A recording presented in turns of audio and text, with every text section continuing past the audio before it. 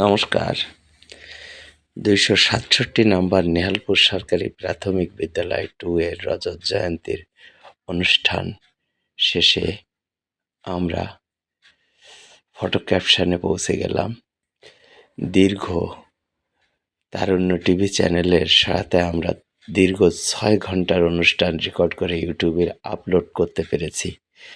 যাদের পদচারণায় রজত জয়ন্তী অনুষ্ঠান মুখরিত হয়েছে, তাদের জন্য আমি কৃতজ্ঞ। আমি শ্যামসুন্দর মল্লিক, প্রধান শিক্ষক, ২৬৭ নম্বর নেহালপুর সরকারি প্রাথমিক বিদ্যালয়ের অবস্থান করছি। আজ ৬ ঘন্টার যে অনুষ্ঠান, তার কিছু চিত্র আমি আপনাদের সামনে তুলে ধরছি। জানি না ভুল ত্রুটি আছে, তারপরও যে দীর্ঘ সময় ধরে আমাদের যে এই অনুষ্ঠানগুলোতে সহায়তা করেছেন, তাদের জন্য অসংখ্য ধন্যবাদ। আমার কমিটি, আমার ঊর্ধ্বতন কর্তৃপক্ষ, আমার স্থানীয় অভিভাবকবৃন্দ, আমার প্রাক্তন শিক্ষার্থী এবং বর্তমান শিক্ষার্থীরা, সবাইকে অসংখ্য ধন্যবাদ। আমরা সত্যি আনন্দিত যে 2 দিন ব্যাপী যে রজত জয়ন্তীর অনুষ্ঠান পালন করতে পেরেছি, তাতে আমাদের মনের কোনো ঘাটতি ছিল না। পারিপার্শ্বিকতাও ছিল সুন্দর। আর সবাইকে কৃতজ্ঞতা না জানালে নয়। আমার কমিটি, দাতা সদস্য, পিটিএর সভাপতি, প্রতিষ্ঠাতা সভাপতি, প্রাক্তন সভাপতিরা এবং কমিটিরা এবং গণ্যমান্য ব্যক্তিবর্গরা দীর্ঘ সময় ধরে আমাদের সহযোগিতা করেছেন। আমরা 4 মাস ধরে প্রস্তুতি নিয়ে সর্বশেষ 10ই ডিসেম্বর এবং 11ই ডিসেম্বর 2 দিন ব্যাপী এই অনুষ্ঠান করেছি।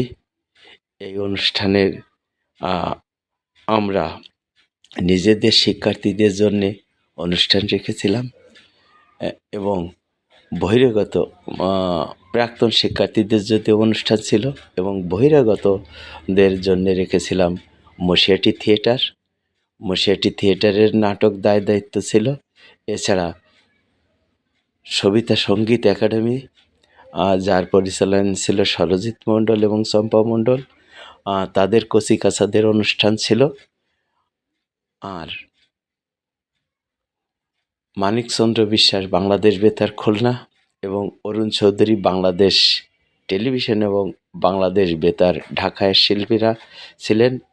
এছাড়া যন্ত্রাংশে ছিলেন অনেকেই। আমরা সবার প্রতি কৃতজ্ঞতা প্রকাশ করছি।